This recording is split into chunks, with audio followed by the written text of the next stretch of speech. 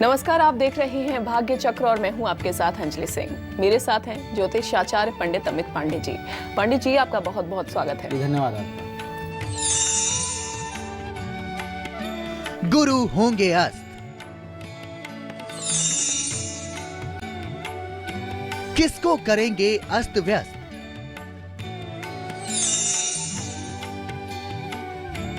किसका होगा मंगल, किसका होगा मंगल।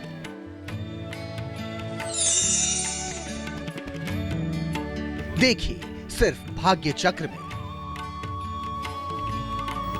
सभी ग्रहों में गुरु सबसे ज्यादा शुभ फल देने वाले ग्रह माने गए हैं। ज्योतिष शास्त्र में गुरु ग्रह मान सम्मान, विवाह, भाग्य, आध्यात्म, संतान के कारक ग्रह माना गया है। जिन जातकों की कुंडली में बृहस्पति बलवान होते हैं उन्हें कई तरह के लाभ प्राप्त होते रहते हैं। जीवन में धन संपदा, मान सम्मान, प्रतिष्ठा और उच्च पद की प्राप्ति होती है। आज अपने प्रोग्राम में हम जानेंगे कि गुरु का अस्त होना किन राशियों पर शुभ और अशुभ माना जाता है। इसके साथ ही उन दिनों में क्या कार्य किए जाते हैं और क्या नहीं करने चाहिए। चलिए पंडित जी, प्रोग्राम की शुरुआत करते हैं और बताइए हमारे दर्शकों को कि अगर गुरु का अस्त होना क्या शुभ फल देता है और क्या काम से बचना चाहिए। शुभता प्रदान करने वाले गुरु ग्रह साल 2022 में अपनी राशि बदल रहे हैं। साल के शुरुआती महीने में बृहस्पति कुंभ राशि में मौजूद हैं। फिर इसके बाद 23 फरवरी 2022 को बृहस्पति अस्त होने जा रहे हैं, जहां से ये 27 मार्च 2022 को वापस उदय होंगे। मतलब यह जो अस्त का कालखंड है लगभग 1 महीने से कुछ जाता है। 13 अप्रैल 2022 को बृहस्पति अपनी खुद की राशि मीन राशि में गोचर करेंगे और इसके बाद पूरे वर्ष मीन राशि में ही मौजूद रहेंगे। कुल मिलाकर के बृहस्पति का वैसे तो गोचर बहुत अच्छा रहने वाला है, लेकिन अभी हम बात करते हैं बृहस्पति के अस्त होने के क्या परिणाम आपकी राशि पे आएंगे, क्या शुभ कार्य कर सकते हैं, किन मुहूर्तों को प्रतिबंध लग जाएगा। ये सारी बातें आज आपको हम बताते हैं। देखिए, बृहस्पति 22 फरवरी से 23 मार्च 2022 तक अस्त की अवस्था में रहने वाले हैं, जिस कारण से विवाह आदि जो मांगलिक कार्य हैं ये मुहूर्त नहीं होंगे। मतलब विवाह आदि शुभ कार्य नहीं होंगे, क्योंकि बृहस्पति जो है सुख का कारक माना गया है। इसलिए जिन कार्यक्रमों से, जिन मांगलिक आयोजनों से व्यक्ति के जीवन में सुख की उत्पत्ति होती है वो सारे शुभ कार्य रुक जाएंगे, कोई भी शुभ मुहूर्त नहीं रहेगा। लेकिन उससे पहले 19 फरवरी तक विवाह के तमाम अच्छे मुहूर्त हैं, शुभ मुहूर्त हैं। हाँ, उसके पश्चात जब देवगुरु बृहस्पति उदय हो जाएंगे और चैत्र के महीने के पश्चात 15 अप्रैल को विवाह के मुहूर्त वापस से प्रारंभ हो जाएंगे। अब विवाह में चूँकि गुरु ग्रह को उदय होना आवश्यक माना जाता है और हमारे षोडश संस्कार में विवाह पाणी ग्रहण का संस्कार बहुत महत्व होता है। एक नए जीवन से दूसरे जीवन में प्रवेश की बात कही जाती है। इसीलिए विवाह के दिन की बात हो या लग्न को निश्चित करने के बात हो, वर वधू की जन्म कुंडली को देख करके उसमें सूर्य की स्थिति, चंद्रमा की स्थिति और गुरु के गोचर की स्थिति का ध्यान रख करके ही कोई मुहूर्त निकालना चाहिए। इसके साथ साथ यह भी देखना चाहिए कि जो वर और वधू हैं उनके में कौन सा घात चक्र है। घात चक्र का मतलब होता है कौन सा घात माह है, कौन सा घातवार है, कौन सा घात नक्षत्र है, चंद्रमा कौन सी राशि की घात का कारक बनता है। विवाह के समय सूर्य वर की जन्म राशि से चतुर्थ, अष्टम, द्वादश अगर गोचर वर स्थिति में नहीं जाना चाहिए। अष्टम का सूर्य कहीं न कहीं विवाह के लिए, विशेष करके कन्याओं के लिए दोषी माना गया है। वहीं गुरु कन्या की जन्म राशि से अष्टम में या द्वादश में हो तो कहीं न कहीं ये ठीक नहीं माना जाता है। रही बात चंद्रमा की, तो चंद्रमा वर वधू दोनों की जन्म राशि से चतुर्थ, अष्टम या द्वादश में अगर स्थित है तो यह ठीक नहीं माना जाता। ऐसी लग्न का त्याग कर देना चाहिए। यदि सूर्य, गुरु और चंद्रमा ये गोचरवश इन भाव में स्थित होते हैं तब ये कहीं न कहीं इन्हें शांत करने के लिए इनकी पूजा कही जाती है कि पूजा करके आप इन दोषों से मुक्त हो सकते हैं। इन ग्रहों के आपने देखा होगा पंडित जब मुहूर्त निकालते हैं तो उसमें कहीं न कहीं बताते हैं यह ग्रह बल कमज़ोर है या इतना इस बार इस लग्न का बल कमज़ोर है तो इस ग्रह की शांति करके आप लग्न कर सकते हैं। रही बात ज्योतिष के शास्त्र की, इनकी ग्रह स्थिति की, शास्त्रानुसार यह ग्रह स्थिति विवाह के लिए निषेध बताई गई, विवाह के मुहूर्त नहीं रखने चाहिए। इसके साथ साथ जब गुरु अस्त हो तो शुभ कर्म जैसे मुंडन हो गया या नामकरण के संस्कार हो गए, जिससे कुल मिला के आनंद मिले, कल्याण हो, सुख हो, वो तमाम जो शुभ कार्य होते हैं उस पर रोक लग जाती है। वैदिक ज्योतिष की बात करें तो वैदिक ज्योतिष में देवगुरु बृहस्पति को जीवन का कारक कहा गया है। पराशर जी कहते हैं जीवो जीवी सौख्यदा, जीवन का कारक है, सुख का कारक है, आयुष्य का कारक है, हमारे मान सम्मान प्रतिष्ठा का कारक है। जन्म कुंडली में गुरु ग्रह की स्थिति अगर शुभ है तो निश्चित रूप से हर क्षेत्र में आपको सफलता मिलेगी, चाहे वो मान सम्मान का हो, चाहे शिक्षा का क्षेत्र हो, क्योंकि देवगुरु बृहस्पति ज्ञान के कारक हैं। ऐसे में गुरु की कमजोर स्थिति आपको मुश्किल में डाल सकती है। खास करके ऐसे लोगों की कुंडली में जहाँ गुरु नीच का है, मकर राशि का है, तो कहीं न कहीं ऐसे में आपको आर्थिक स्थिति की बात हो या स्वास्थ्य की दिक्कत हो, जरूर आपको ऐसी स्थितियों का सामना करना पड़ सकता है। मीन राशि इसकी अपनी राशि है, धनु राशि मूल त्रिकोण का होता है देवगुरु बृहस्पति, और जब यह कर्क राशि अर्थात चंद्रमा की राशि में जब यह बृहस्पति पहुंच जाते हैं तो यहाँ पे उच्च के कहे जाते हैं। और कर्क राशि में उच्च के होते हैं और शनि देव की राशि जो मकर है वहाँ पे नीच के माने जाते हैं। लेकिन अच्छी बात यह है कि जो देवगुरु बृहस्पति इस बार अस्त होने जा रहे हैं वह कुंभ राशि में हो रहे हैं, तो उनकी नीच राशि नहीं है, एक शनि की राशि जरूर है, लेकिन इसकी जो नीचत्व का भंग है वो समाप्त हो गया, कोई भी दोष नहीं लग रहा है। लेकिन हाँ, मांगलिक कार्य नहीं होंगे और कुछ राशियों पे जरूर देवगुरु बृहस्पति के अस्त होने के कुछ नकारात्मक परिणाम मिल सकते हैं, वो हम आपको आगे बताएंगे। फरवरी के महीने में देवगुरु बृहस्पति शनि ग्रह की राशि कुंभ में अस्त होने जा रही है। ऐसे में गुरु के अस्त होने का क्या असर देखने को मिलेगा? बाजार, अर्थव्यवस्था पर गुरु के अस्त होने का क्या प्रभाव पड़ेगा? पंडित जी से जानते हैं। पंडित जी बताएं हमारे दर्शकों को। जी, जब हम संहिता का अध्ययन करते हैं, संहिता में गुरु के अस्त होने के कारण धार्मिक और मांगलिक कार्य करना जहाँ वर्जित बताया गया है, वहीं पे समाज में या राष्ट्र में देखने को मिलता है कि गुरु के अस्त होने से लोगों में भौतिकता का विकास होता है, मतलब भौतिक सुख साधनों के प्रति आकर्षण बढ़ जाता है। धन और शरीर के सुख के प्रति लोगों के मन में अधिक आकर्षण होता है और इसके प्रति लोग अधिक चेष्टा भी करते हैं शारीरिक सुख प्राप्त करने के लिए। धार्मिक क्रियाकलापों से लोगों का मन नहीं लगता है, मन हट जाता है। परिवार की सेहत ऊपर नीचे रहती है हमेशा। ऐसे में आपको अपने परिवार की सेहत का विशेष ध्यान रखना चाहिए। गुरु के अस्त होने का सबसे प्रतिकूल प्रभाव अगर कहना चाहिए तो कर्क राशि पे, धनु राशि पे और मीन राशि पर पड़ता है, क्योंकि धनु और मीन ये बृहस्पति की अपनी राशियां हैं और कर्क में चूंकि उच्च का होता है इसलिए कर्क पे भी असर दिखाई देता है। इसलिए कर्क, धनु और मीन राशि के लोगों को गुरु अस्त के दौरान गुरु ग्रह से संबंधित कुछ खास विशेष उपाय करते रहनी चाहिए। देव आराधना आदि कर्म में लगे रहना चाहिए, अन्यथा कहीं न कहीं आपको कुछ नुकसान उठाना पड़ सकता है। अगर हम बात करते हैं कि संहिता जो कहती है कि पूरे राष्ट्र में या पूरे संसार में गुरु के अस्त होने का क्या असर पड़ता है, चाहे बाजार हो चाहे वैश्विक संबंध हो, क्या प्रभाव दिखाई देता है, तो रही बात बाजार की, बाजार पर भी गुरु के अस्त का सीधा प्रभाव दिखाई देगा, क्योंकि गुरु का जो सबसे प्रसिद्ध मेटल है वो है सोना, और सोने से ही जो है पूरी अर्थव्यवस्था का संचालन होता है। ऐसे में जब देवगुरु बृहस्पति अस्त के होते हैं या नीच के होते हैं तो सोने में कहीं न कहीं उतार चढ़ाव दिखाई देता है। खास करके सोने के भाव प्रायः बढ़ जाते हैं और ऐसे में शेयर की जो स्थिति बनती है, जो पूरी मार्केट डिपेंडेंट शेयर होता है, उसमें बहुत उतार चढ़ाव होता है, कभी कभी बहुत डाउन भी जाता है और ऐसे में अचानक से वृद्धि भी होती है। कुल मिलाकर के बहुत सोच समझ के शेयर या गोल्ड में निवेश करने की आवश्यकता होती है, क्योंकि ऐसे में अर्थव्यवस्था ऊपर नीचे रहेगी, यह निश्चित बात है। पूरे फरवरी और मार्च के दौरान गुरु का अस्त होना ज्योतिष शास्त्र में भले ही शुभ नहीं माना जाता है, यह ऐसा माना जाता है कि गुरु अगर अस्त हो गए तो शुभता अस्त हो गई, लेकिन कुछ राशियों के लिए यह शुभ परिणाम दे सकता है, सुखद परिणाम दे सकता है, लेकिन यह डिपेंड करता है कि उस राशि से देवगुरु बृहस्पति की स्थिति क्या है। क्या देवगुरु बृहस्पति सप्तम में है, क्या देव बृहस्पति नवम पंचम की स्थिति में, मतलब उस राशि को अगर देवगुरु बृहस्पति देख रहे हैं तो उनके लिए शुभता का फल निश्चित रूप से रहेगा। गुरु अस्त के दौरान गुरु की शत्रु राशियां जो कही जाती हैं, चाहे वृषभ हो चाहे तुला हो, साथ ही बुध ग्रह के स्वामित्व वाली राशियां मिथुन और कन्या राशि के जातकों को भी कुछ शुभ फल प्राप्त हो सकते हैं। इन राशि के जातकों को इस दौरान करियर में आगे बढ़ने की तमाम संभावनाएं हैं, पैसा कमाने के नए स्रोत भी मिल सकते हैं। इस समय इन राशि के लोगों को काफ़ी सफलता मिलती हुई दिखाई दे रही है। पारिवारिक जीवन में भी कुछ अच्छे परिवर्तन देखने को मिल सकते हैं। रही बात वैश्विक स्तर पर गुरु के अस्त होने का जो प्रभाव दिखाई देगा, वह गुरु अस्त के दौरान अर्थव्यवस्था पर नकारात्मक ही प्रभाव डालेगा।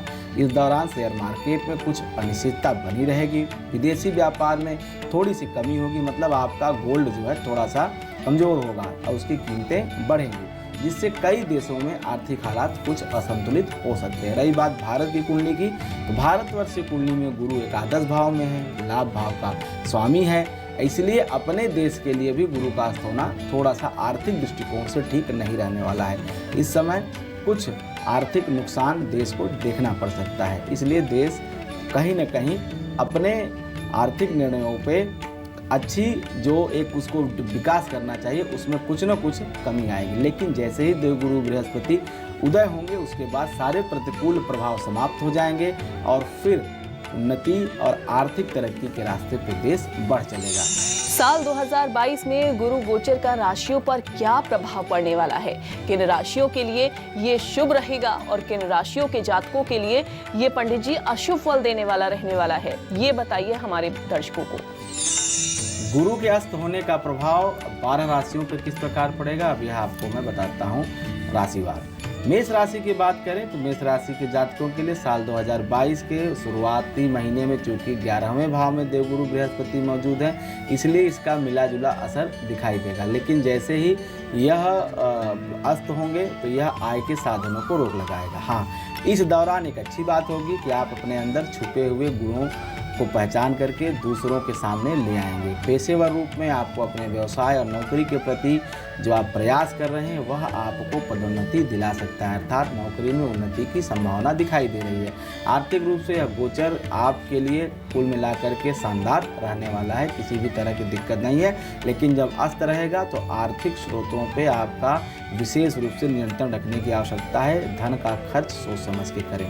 रही बात वृषभ राशि की, तो वृषभ राशि के लिए 2022 का जो देवगुरु बृहस्पति का गोचर है 10वें भाव में गोचर रहेगा। यह आपके करियर में कहीं न कहीं उन्नति और बदलाव लेके आने वाला है। यह आपके अच्छे परिणाम आपको मिलेंगे देवगुरु बृहस्पति के दशम में। लेकिन जब अस्त होंगे देवगुरु बृहस्पति तो कहीं न कहीं नौकरी में कुछ आपके अपने सहयोगियों से अनबन हो सकती है। आपकी हायर अथॉरिटी आपको कुछ समय के लिए टोका टाकी कर सकती है, मतलब उस दौरान आपको अपनी नौकरी का विशेष ख्याल रखना है। कोई ऐसे टास्क में इन्वॉल्व नहीं होना है जिससे आप कंप्लीट नहीं कर सकते हैं विद इन द टाइम।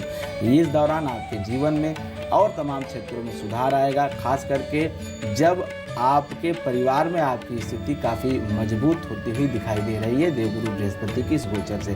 केवल यह जो 1 महीने का कालखंड है, इस दौरान आपको अपनी नौकरी का विशेष रूप से ख्याल रखना है।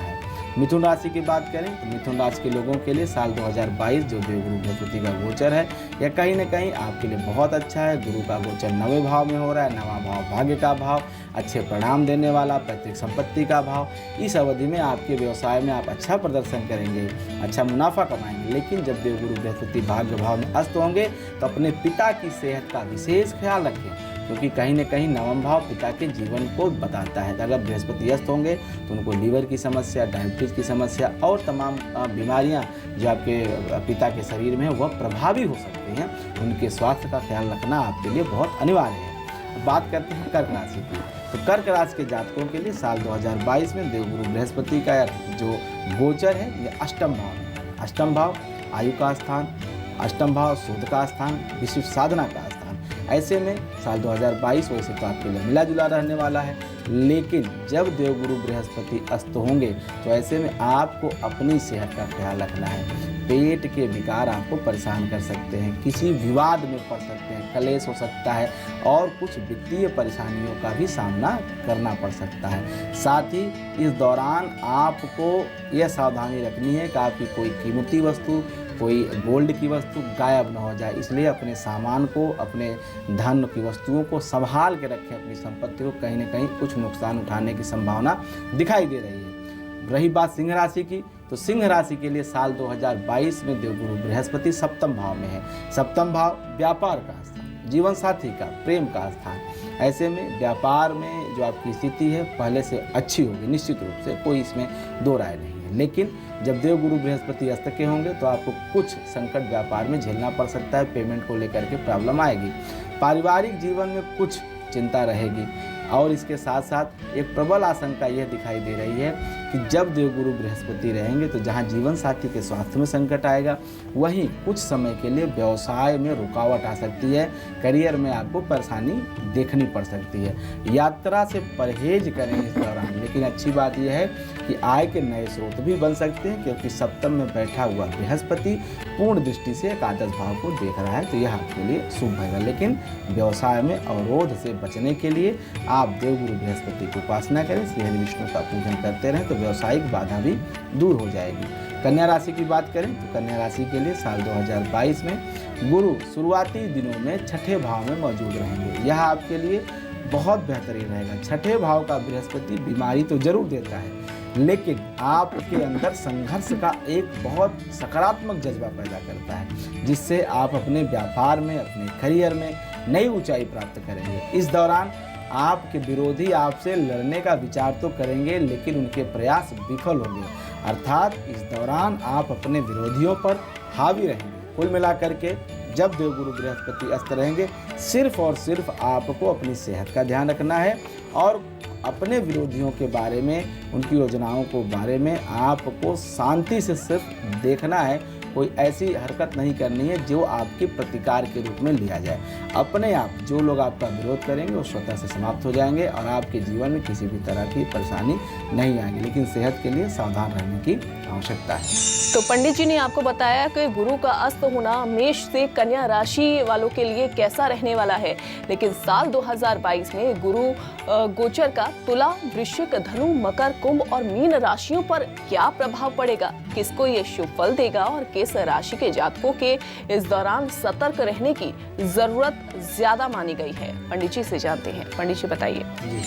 तुला राशि के जातकों के लिए साल 2022 में बृहस्पति का गोचर पंचम भाव में हो रहा है। पंचम भाव शिक्षा का स्थान, पंचम भाव आध्यात्म का स्थान, पंचम भाव संतान का स्थान। यह वर्ष 2022 देवगुरु बृहस्पति आपके लिए नए नए और अच्छे मौके लेके आए हैं। अतीत में यदि आपने कोई निवेश किया है तो आपके लिए काफ़ी शुभ परिणाम लेके आएगा, आपकी आर्थिक उन्नति होगी। लेकिन चूंकि जब देवगुरु बृहस्पति फरवरी और मार्च में अस्त की अवस्था में रहेंगे, तो इस दौरान आपके संतान कुछ ऐसा करेगा जिससे आपके मन को निराशा होगी, अर्थात संतान पक्ष आपका पीड़ित रहेगा।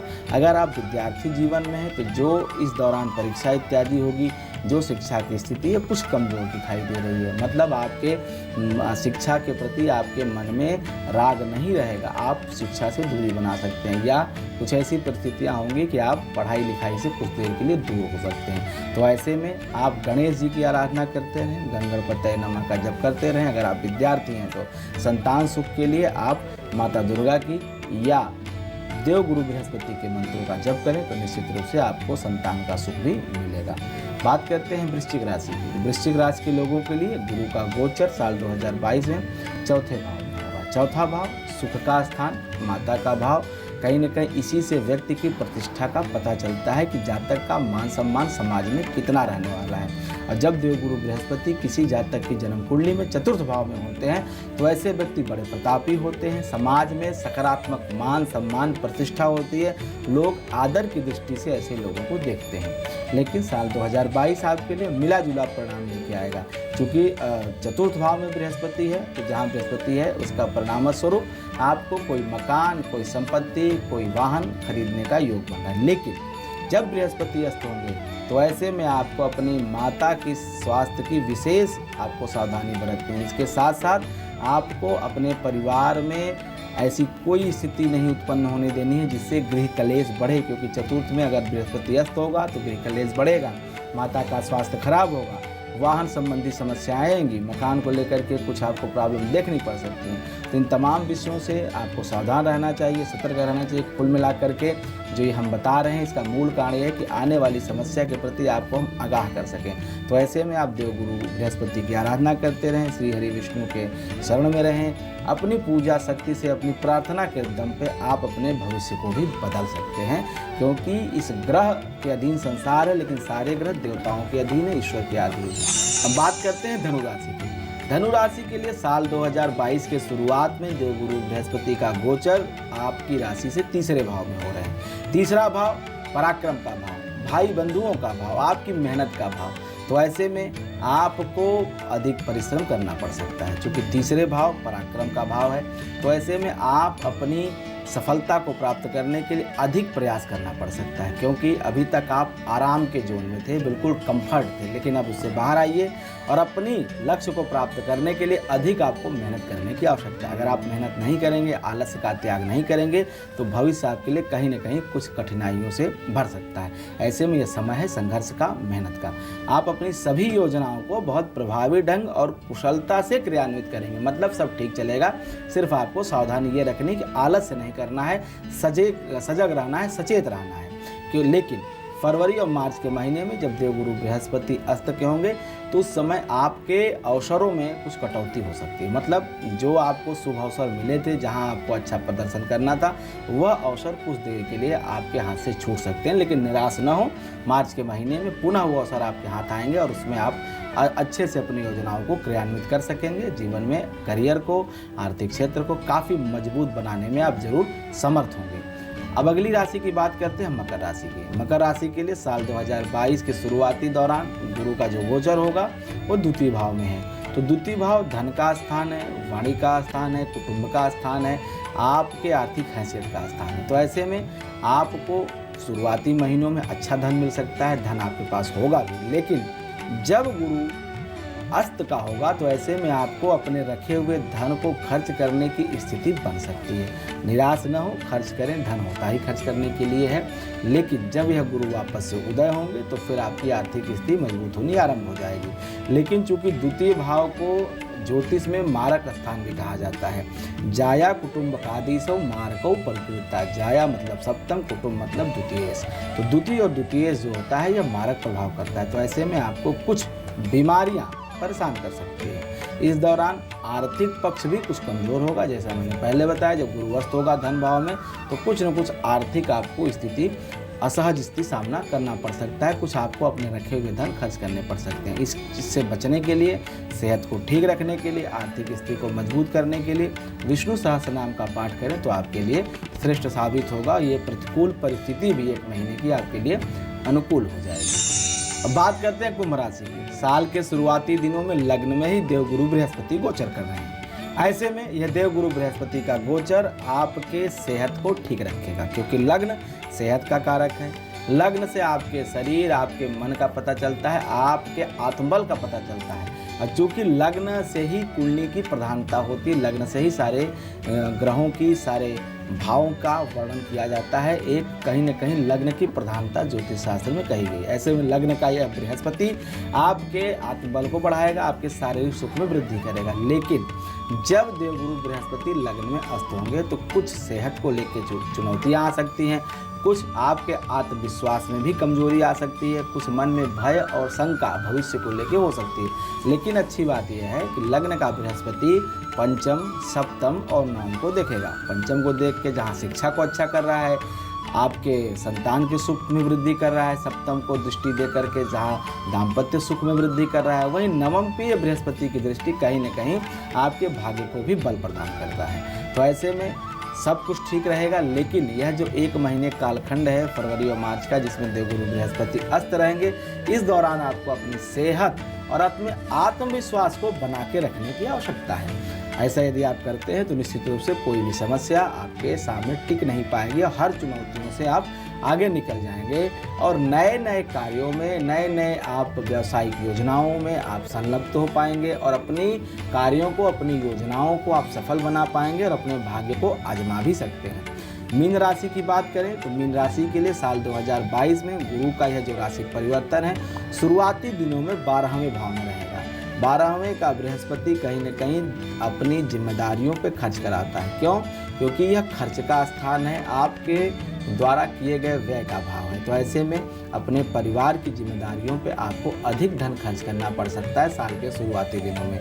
लेकिन जब यह अस्त हो जाएगा एक महीने के दौरान, तो आपको कुछ धन की समस्या आ सकती है। अपनी ज़रूरतों को पूरा करने के लिए कुछ कर्ज लेने की स्थिति दिखाई दे रही है। इस कालखंड में आपके विदेश यात्रा का भी योग बन सकता है। वो कर्ज आप विदेश जाने के लिए भी ले सकते हैं, शिक्षा के लिए भी ले सकते हैं। कुल मिलाकर के लोन की स्थिति बनती हुई दिखाई दे रही है। लेकिन आपके जब यह देवगुरु बृहस्पति का अस्त समाप्त होगा, देवगुरु बृहस्पति उदय होंगे, उस समय आपकी आर्थिक स्थिति में इजाफा होती हुई दिखाई दे रही है। आर्थिक समय से अगर देखा जाए, आर्थिक रूप से यह समय आपके लिए अनुकूल रहेगा जब देवगुरु बृहस्पति उदय हो जाएंगे। गुरु को धन, संपदा, सुख, शिक्षा, धार्मिक कार्य, भाई, पुण्य, दान इत्यादि का कारक माना जाता है। देवगुरु बृहस्पति 27 नक्षत्रों में से पुनर्वसु, विशाखा, पूर्वा भाद्रपद इन नक्षत्रों के स्वामी हैं। कहते हैं कि जिस व्यक्ति पर गुरु ग्रह की कृपा होती है उस व्यक्ति को किसी चीज की कमी नहीं रहती है। देवगुरु बृहस्पति कुंडली में पंचम भाव के कारक माने जाते हैं, एकादश भाव के कारक माने जाते हैं। कारक का मतलब होता है उस भाव का सबसे अधिक सुख वह ग्रह प्रदान करता है। तो ऐसे में आपकी जन्म कुंडली में अगर गुरु अच्छी स्थिति में है तो निश्चित रूप से शुभ फल देंगे। लेकिन अगर नीच के हैं, राहु के साथ ग्रस्त हैं या अस्त की स्थिति में है, जो कि अस्त भी होने जा रहे हैं, तो ऐसे में आपको कुछ छोटे छोटे सरल उपाय करने हैं, जैसे कि देवगुरु बृहस्पति के मंत्रों का जाप, अपने गुरुजनों की सेवा, धार्मिक पुस्तकों का दान, केले की पूजा, मतलब गुरु से जुड़े हुए संबंधित वस्तुओं का दान करना चाहिए, उनकी पूजा आराधना करनी चाहिए। चूँकि देवगुरु बृहस्पति के आराध्य इष्ट स्वयं श्री नारायण हैं, तो नारायण के मंत्रों का जाप, श्री हरि विष्णु की पूजा, विष्णु सहस्रनाम का पाठ, ये तमाम चीज़ें करके आप अपने जीवन में देवगुरु बृहस्पति के अशुभ परिणामों को दूर करके शुभ परिणाम प्राप्त कर सकते हैं। जीवन में सुख, संपन्नता और वैभव, कीर्ति की प्राप्ति कर सकते हैं। तो पंडित जी ने आज बताया कि गुरु का अस्त होना राशि अनुसार कितना प्रभाव डाल सकता है और क्या क्या सावधानियां आपको बरतनी चाहिए। पंडित जी आपका बहुत बहुत धन्यवाद। जी धन्यवाद आपका। भाग्य चक्र में आज बस इतना ही। आगे के एपिसोड में हम कुछ और विषयों पर पंडित जी से विस्तार से चर्चा करेंगे, लेकिन आज हमें दीजिए इजाजत और आप देखते रहिए न्यूज़ 24 मध्य प्रदेश छत्तीसगढ़। नमस्कार। नमस्कार।